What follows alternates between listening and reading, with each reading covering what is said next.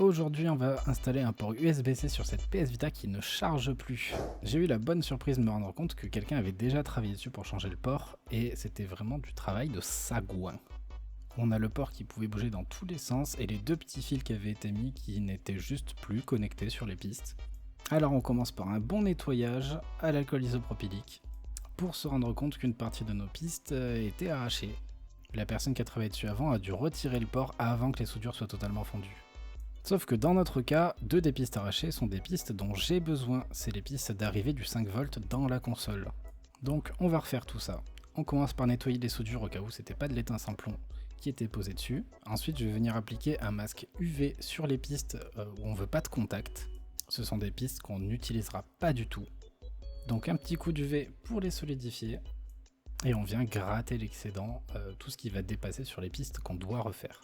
Ensuite, je vais venir vérifier que j'ai bien la continuité avec le fusible au-dessus d'arrivée du 5V. On va gratter la piste pour se faire une connexion juste ici et pas monter jusqu'au fusible.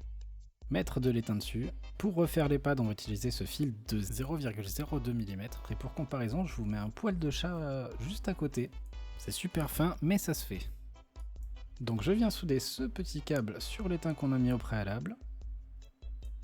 Et ensuite on va venir très délicatement faire une boucle avec pour le faire passer sur les deux pads et refaire une connexion bien complète.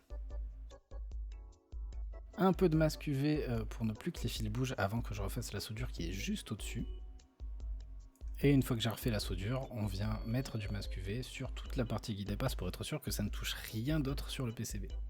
On va ensuite remettre de l'étain sur nos pads et venir mettre de l'étain sur notre fil pour s'assurer d'une bonne connexion. On va pouvoir mettre en place notre port, bien l'aligner avec les bords de la carte, où on peut voir, on peut aligner les trous pour être sûr d'être bien placé, et le sécuriser uniquement d'un côté, avant d'appliquer de l'air chaud à 400 degrés pour refondre nos pads sur les pads du port USB-C.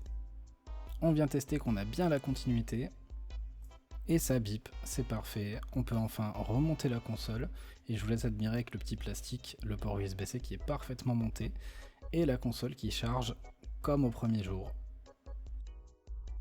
Si ça t'a plu et que tu veux en voir plus, n'hésite pas à t'abonner et à écrire en commentaire ce que tu as pensé de cette réparation. À la prochaine!